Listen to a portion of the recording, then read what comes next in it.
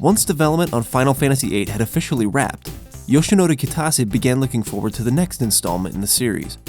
However, with Hironobu Sakaguchi and longtime battle designer and co-director Hiroyuki Ito already committed to a Gaiden Final Fantasy project, which would soon become the series' 9th official entry, it fell on Kitase to begin assembling a new team to tackle Square's following chapter.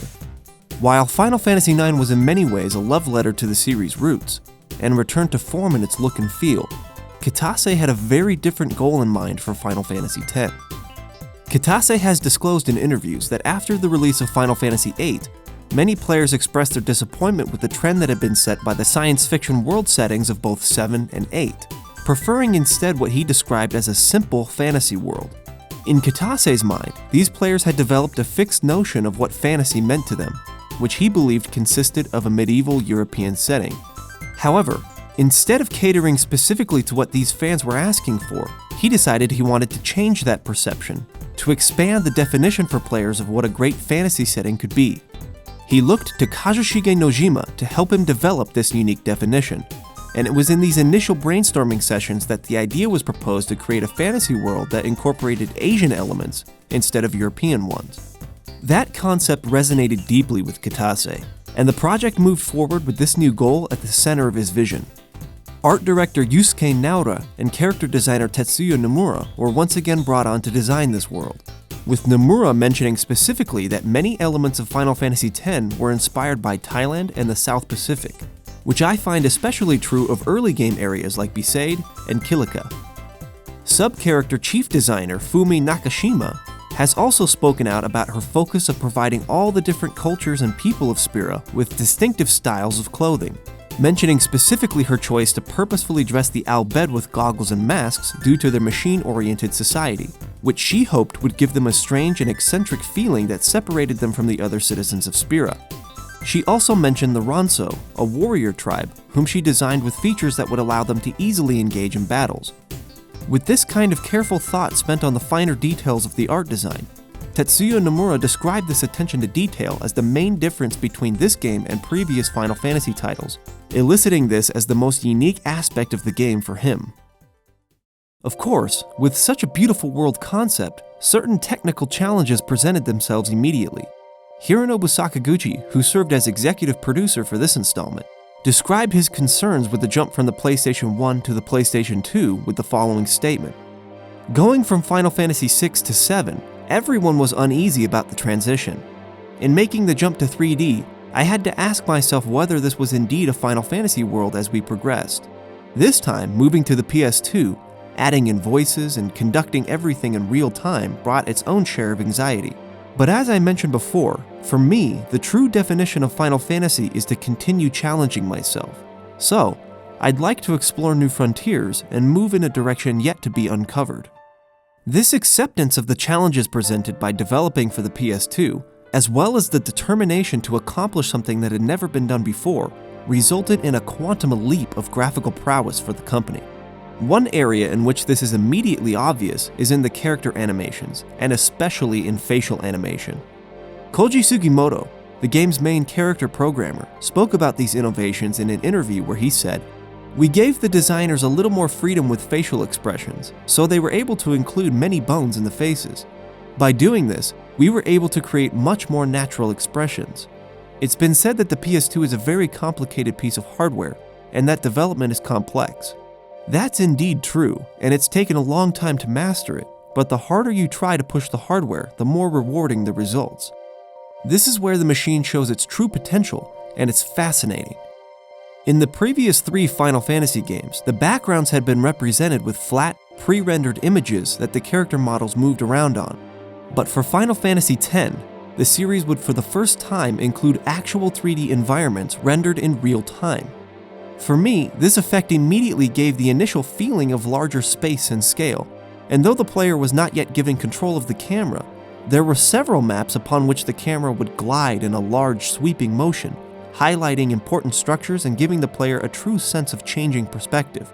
All of these graphical upgrades from the PS1 Final Fantasy games left a distinct impression on me the first time I played this game, and it was an absolutely breathtaking revelation into the future of video games, and impacted me in a way I'll never forget. However, one thing I noticed, and perhaps this is because I'm a filmmaker, is how absolutely psychotic some of the camera work is in this game. This surprised me because all of the cinematography in the full motion video sequences of the game, as well as the previous games, is excellent. Whoever was in charge of moving the camera during the real-time cutscenes, though, had absolutely no idea what he was doing. It's also worth noting that the camera is often framed to offer fan service, highlighting the female characters' butts and breasts with no sense of subtlety whatsoever. To me, it was distracting and cheap, and it happens often enough to make it worth mentioning. As mentioned previously, due to certain key personnel like Hiroyuki Ito, who had designed the battle systems for Final Fantasy IV, V, VI, Tactics, and 8, joining Final Fantasy IX's development team, new talent was promoted to take management positions for Final Fantasy X. These included Motomu Toriyama, who served as an event director and scenario writer, Takayoshi Nakazato, who filled the role of map director, and Toshiro Tsuchida, who directed the battle system. I think it's important to note the ascent of these men into these positions because of how their influence changed the Final Fantasy formula in a way that many longtime fans continue to bemoan.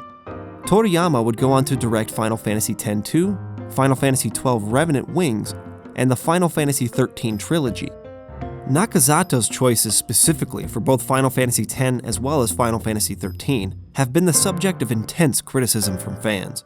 This is due to the fact that the field maps in both games are largely linear in design, with the player only able to move in one forward direction with little to no space to maneuver from side to side. His choice to remove a traversable world map, which up to this point was a staple for the series, was also puzzling to many fans. He explained his reasons for making these choices by saying, "The world map appears in many games. I decided to abandon that notion and try to depict the map system more realistically, so we threw out the concept of the world map in favor of a more realistic representation." In regards to building all the game's map environments in 3D, he went on to say, "This time we were able to prepare a 3D model and apply motions to it, so our breadth of presentation expanded considerably, I think.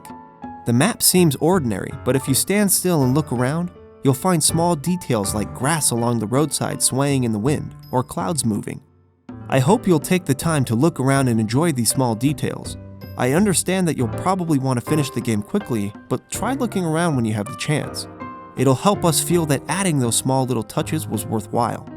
While I can understand the reasons for making these choices, a willingness to make traversing the world feel more realistic and adding incredible detail to each environment are both ambitious goals, I personally feel that too much is sacrificed because of the difficulty in developing for the hardware and the inexperience of the development team at the time. This results in a world that feels large and beautifully detailed at first glance, but is actually very limited in how the player can interact with it.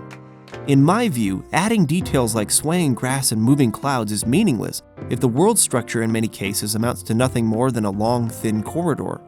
In my opinion, those kinds of details should be used when possible to enhance a vast, living world, not take its place with a mask of superficial beauty.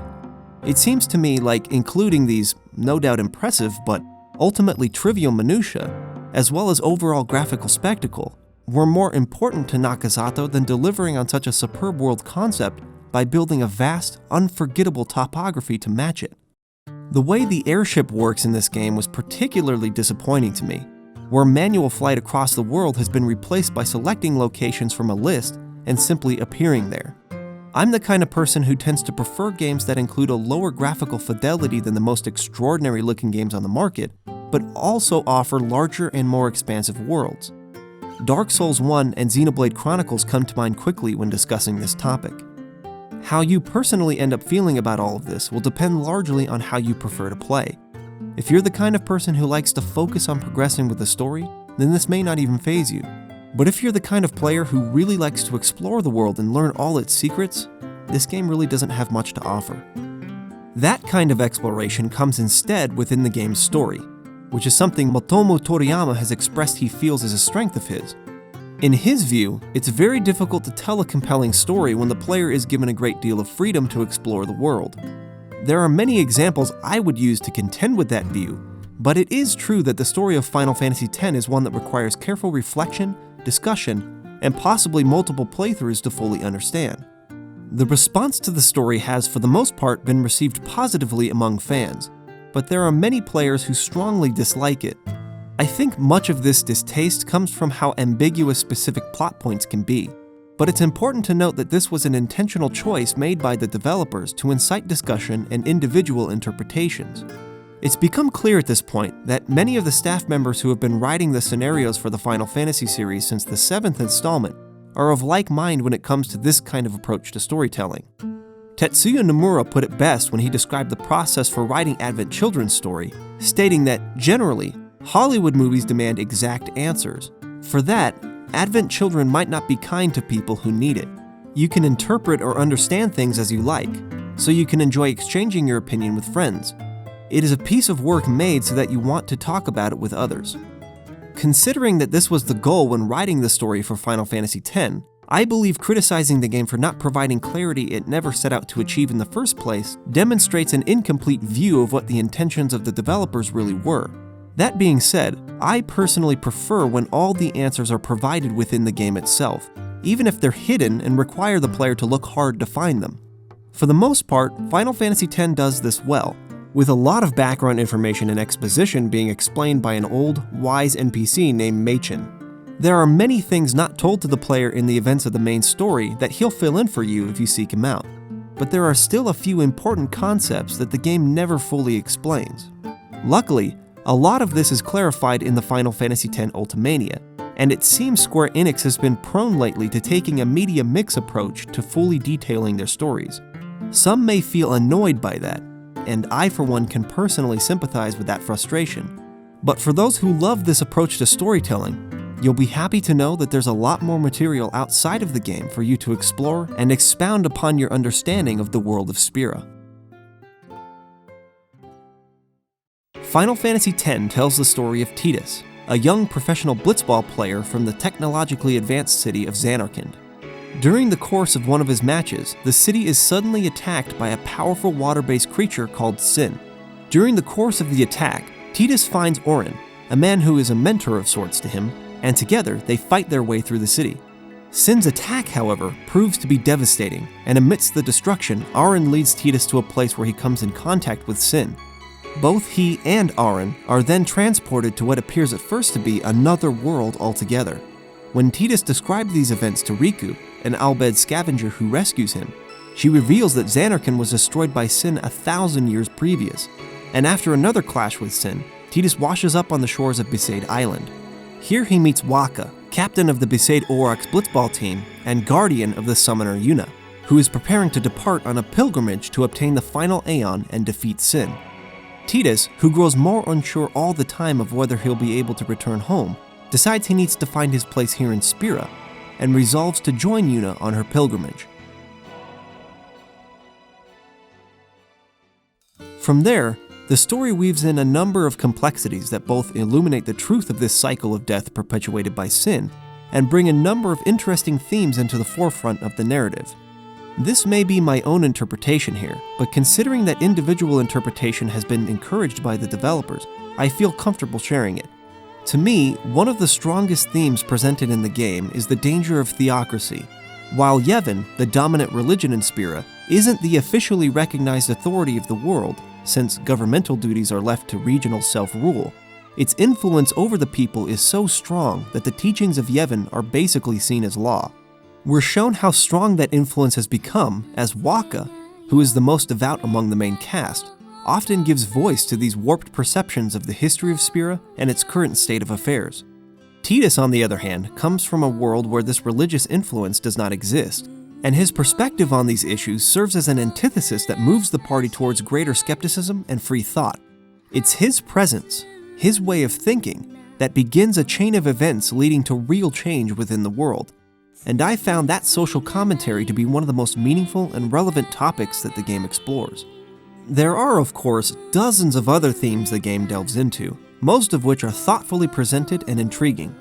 There are some players who feel these excellent concepts are muddied by vague and sloppy presentation, and in some places I can understand that perspective. However, once I had engaged in discussion with other players, as the developers had intended for me to do, I found that many of my biggest concerns were resolved. When all's said and done, I think Final Fantasy X's story is solid. It's not my favorite in the series, but I can certainly understand why it's beloved by so many. Another aspect of the game heavily criticized by players was the inclusion of voice acting, or rather, how the voice actors delivered their lines in the English localization. This kind of thing will always be subjective, and where it'll drive one person crazy, it'll hardly faze another, but I would say that for the most part, it's pretty decent. However, I tend to agree with the opinion that the voice of the main character, Tidus, can be grating to listen to. When you step back and compare it to other works being done at the time though, this game really does contain some of the better voice work of that era, and there are definitely several effective moments where strong delivery enhances the game. I mean, all you need to do is compare this to Baten Kaitos to understand it could have been much, much worse. Graham's pendant, Leon's bracelet. You want me to give these items to their families to help them remember? Is that it? I feel Final Fantasy X is at its strongest though, when it comes to its gameplay mechanics. This is where Toshiro Tsuchida's influence really comes into play. Say what you want about his work on Final Fantasy XIII, but here, I feel he created one of the best battle systems in the entire series. He described his thought process behind designing the battle mechanics for Final Fantasy X with the following statement. It wasn't that I wanted to completely reform the game, but I wanted to incorporate elements that as a gamer playing Final Fantasy, I found to be interesting or entertaining. This resulted in the demise of the active time battle system, replaced by a party interchange system. While I've always enjoyed the active time battle system, I have to say that in this case, I agree with him. I absolutely love that this game allows you to swap your party members in and out of battle at will.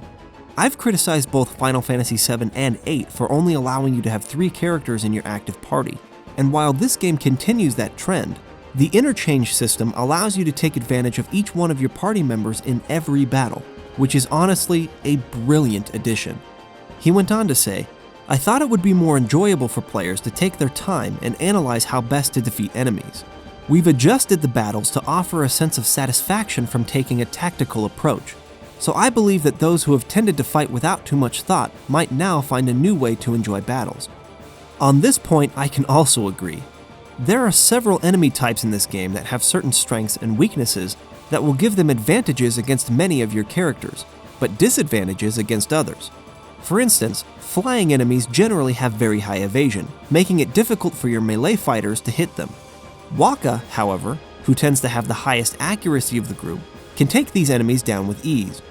Swapping your party members in and out of battles in order to give yourself an advantage over your enemies is merely one way that Final Fantasy X mixes up the formula of battles, and makes fighting in random enemy encounters a lot more interesting. In addition to this, I love how useful buffs and debuffs are in this game. I found it was often imperative to take advantage of buffs like haste, protect, and reflect, and debuffs like slow, blind, sleep, and silence to keep the tougher enemies from demolishing you. In other words, I found the strategic use of buffs and debuffs in this game to be a compelling feature that had been missing from several of the previous entries, and I thought it was balanced extremely well.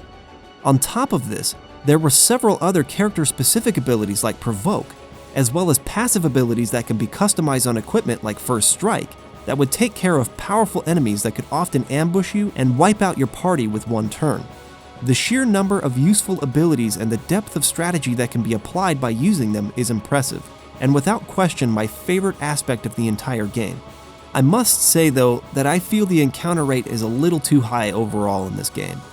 However, this time around the developers have provided ways to escape from battle quickly and eventually provide a passive ability that allows you to avoid encounters altogether, so I was very appreciative of that.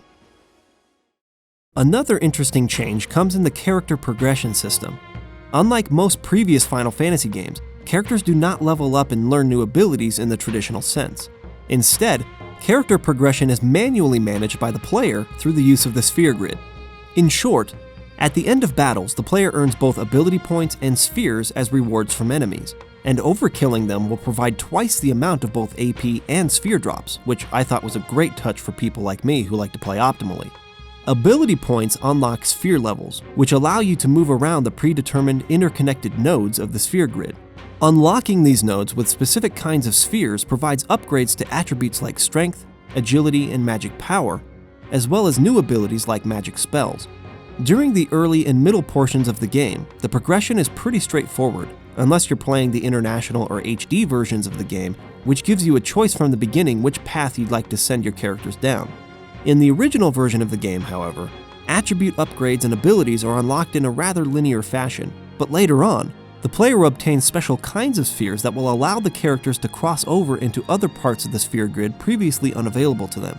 This opens up the door for every character to change their focus, or perhaps you could call it class, and eventually, with enough patience and grinding, to learn every ability in the game and max out the sphere grid. While I'm not the kind of person with the patience or the time to max out the sphere grid myself, I did take advantage of moving characters all over the grid to learn certain abilities I found very useful, and this freedom to customize the characters the way I wanted to was both fun and satisfying. Add on top of this the previously mentioned capacity to customize passive abilities on equipment, and there is no shortage of strategy at the player's fingertips. Where I feel a little more mixed is in the game's offering of side content. While a lot of it is great, in particular the Calm Lands Monster Arena, the Omega Ruins Dungeon, Albed Primer Collection, and the Dark Aeon fights in the International and HD versions of the game, there's a lot of it that is notoriously frustrating, especially its minigames. While Blitzball is probably the most enjoyable of these, most of the minigames in Final Fantasy X are just abysmal. There's one in particular, a chocobo race where you have to collect balloons and avoid getting hit by birds, that is widely considered the absolute worst minigame in the entire series, and I'm inclined to agree. I think the lack of camera control is probably the most aggravating thing about it, but the controls while riding a chocobo overall in this game never really felt right to me. There are other examples though, like lightning dodging and butterfly catching, which did nothing but frustrate me. Of course, all side content is optional, so if it bothers you, then there's really no need to do it. I just happen to hate the idea of missing out on rewards, so I usually end up torturing myself to make sure I don't miss out on something really good.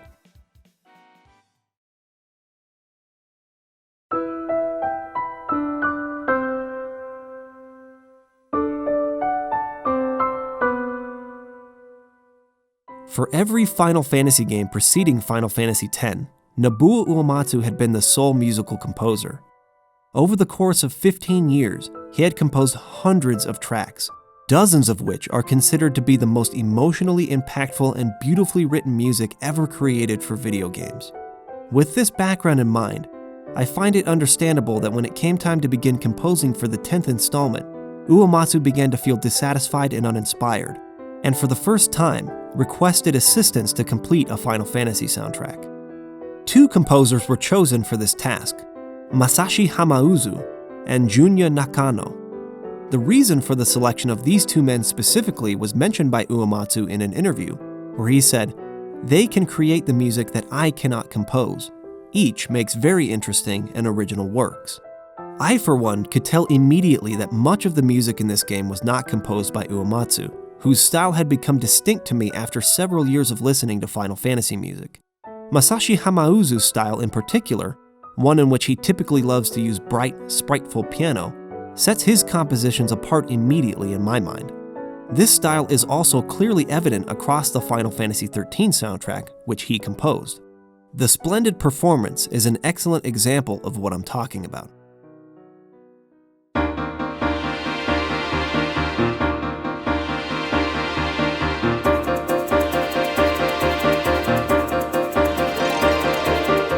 The soundtrack is, in my opinion, predictably brilliant, if not also distinct from previous games. Having a knowledge of the background helps in understanding the reasons for this, but for many people, this soundtrack might not achieve the melodic inventiveness of previous Final Fantasy soundtracks. However, when heard within the context of the game, I feel like every piece of music perfectly fits the environment, character, and theme it is meant to complement. For this reason, I would say that Final Fantasy X soundtrack, while not my absolute favorite, definitely sits in the upper tier for the series.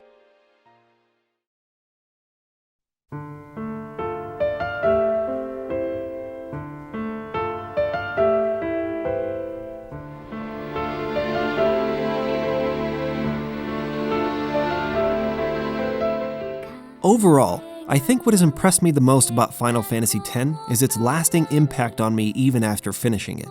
Though there were some things I didn't perfectly understand, and a few other things I wanted to write off about it, I simply couldn't stop thinking about it for weeks. Despite some of my frustrations, I was prompted to discussion, and that discussion led to deeper understanding and an increased appreciation for the game in every case.